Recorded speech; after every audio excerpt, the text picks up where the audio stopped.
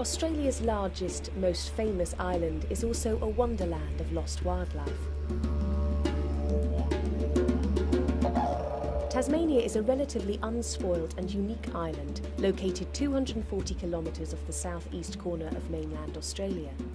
Encircled by the wild waters of the Southern Ocean, Tasman Sea and Bass Strait, its closest neighbour to the south is Antarctica, 2,000 kilometres away.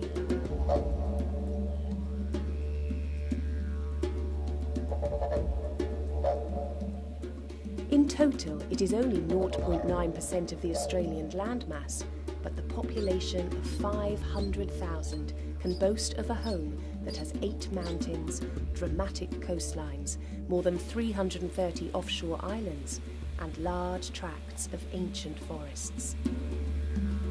Close to 44% of Tasmania's environment is protected in World Heritage Areas, national parks and reserves.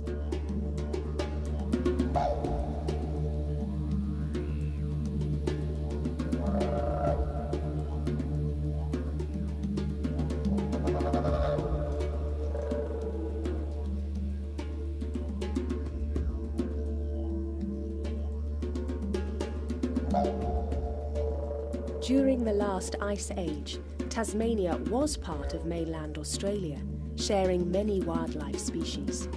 When the ice melted, the sea rose to form the 240-kilometre wide, shallow but tempestuous Bass Strait. This body of water allowed Tasmania to become a Noah's Ark for many species that were lost from the mainland because of the arrival of predators such as the dingo and the fox.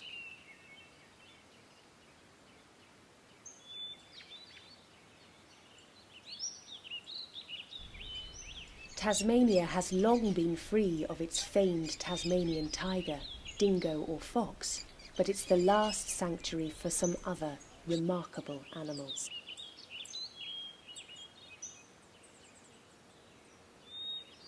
The Tasmanian Devil, the world's largest marsupial carnivore, survived here because of this isolation. This is the only place in the world where Tasmanian devils still live wild. Here they thrive, as they have always done, living in tangled forests and screaming at each other over scraps of meat. John Hamilton is the director and founder of the Tasmanian Devil Conservation Park on the Tasman Peninsula. The Tasmanian devil is a unique creature. First of all, it occurs only on the island of Tasmania, which has become extinct everywhere else in other parts of Australia. It is a marsupial, so it carries the young in its pouch just like a kangaroo. But interestingly, it's a carnivore, and the food for a Tasmanian devil essentially is other dead animals. It's a scavenger, fulfilling much the same role as the hyena does in Africa. So it's a carnivorous marsupial found only on the island of Tasmania. Every part of the carcass, they eat the bones, they eat the claws, the jaws, the fur, the teeth, the whole lot. They're great little gardens.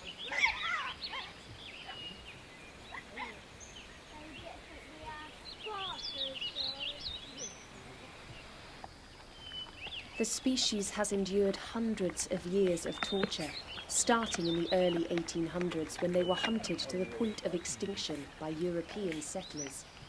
And now their species is facing the biggest threat to date, Devil Facial Tumor Disease.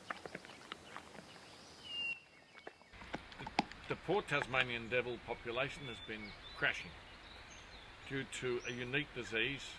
It's in fact a contagious fatal cancer.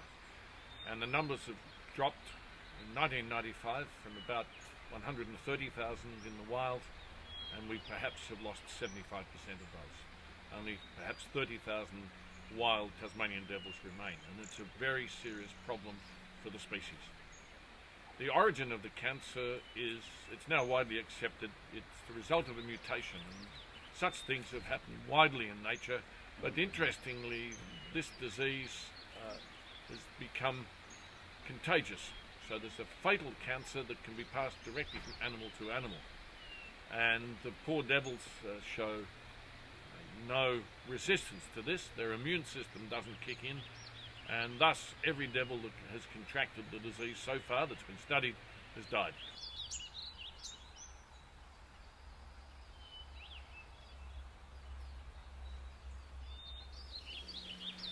We have nothing to do with the field work. That's a risky area. That's where the disease is. So we are essentially placed ourselves in quarantine, and we now work with healthy Tasmanian devils. At various degrees of risk, we have taken in some orphans whose mothers died from the disease, but we've been working here for now 30 years and the disease hasn't reached this park, and we don't plan it should. And so we essentially work with healthy Tasmanian devils, and our role is to breed healthy devils with as wide a genetic base as possible for possible future release into the wild, to keep those wild stocks of Tasmanian devils going.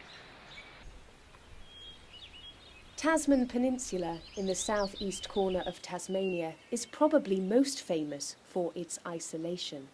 And in the 1800s it was considered perfect for setting up one of Australia's first prisons. That famous place is called Port Arthur, and with the help of the narrow necks of land, or isthmuses at Eagle Hawk Neck, the guards would line the coasts with savage dogs, creating an inescapable border. Now the same geography is still in use, but this time the inmates are healthy Tasmanian devils, keeping diseased devils out of the region.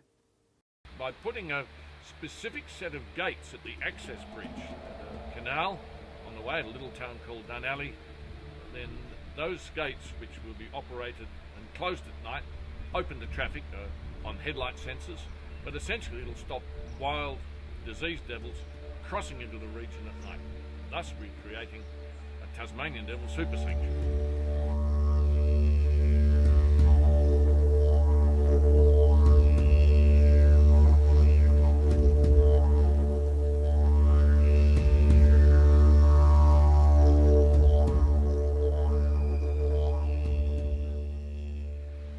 Scientific solution is the long way off. The best solution for us is to isolate as many healthy Tasmanian devils as possible, and that will give us time to find some scientific solutions, which may be decades away. With the species facing extinction, the devils need all the help they can get. Will the help come from the same people who have a history of hunting and killing these animals? Once upon a time, many Tasmanians thought of devils as little black so-and-sos. That has changed now. Even the most hard-nosed people in the country who previously regarded devils as a threat, people who persecuted the Tasmanian devils, now believe we must save the species. I think, metaphorically, there's a little bit of Tasmanian devil blood running through the veins of every single Tasmanian. For us to lose the Tasmanian devil will be the equivalent of Tasmania losing the kangaroo. It's not an acceptable result.